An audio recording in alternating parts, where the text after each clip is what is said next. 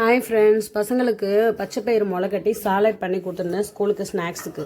தம்பி அதை ஓப்பனே பண்ணல, அப்படியே எடுத்துகிட்டு வந்துட்டான். சரி, நைட்டுக்கு தோசை ஊற்ற போகிறேன். அதை எப்படி சாப்பிட வைக்கலான்னு யோசித்தேன். இப்படி தான் பண்ணலாம். கேரட்டு, சின்ன பெரிய வெங்காயம், நிறைய என்ன சொல்கிறது, முளை கட்டின பயிறு, சாட் மசாலா, உப்பு, பெப்பர் எல்லாம் போட்டு கொடுத்தேன். அப்படியே எடுத்துகிட்டு வந்துட்டான் தம்பி. ஓப்பனே பண்ணலையா, கேட்டால் டைம் இல்லை அப்படின்ட்டான்.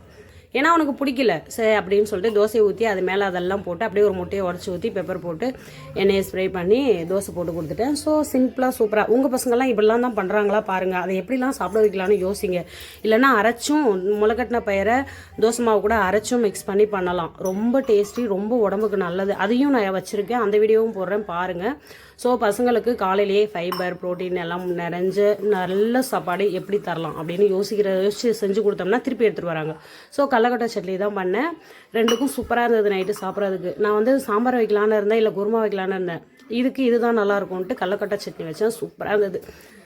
ஸோ உங்கள் வீட்டில் என்ன சாப்பாடு, உங்கள் குட்டீஸும் இப்படிலாம் தான் பண்ணுறாங்களா அப்படின்னு கமெண்ட் பண்ணுங்கள். சப்போர்ட் பண்ணி சப்ஸ்கிரைப் பண்ணுங்கள். Thank you so much. Bye bye.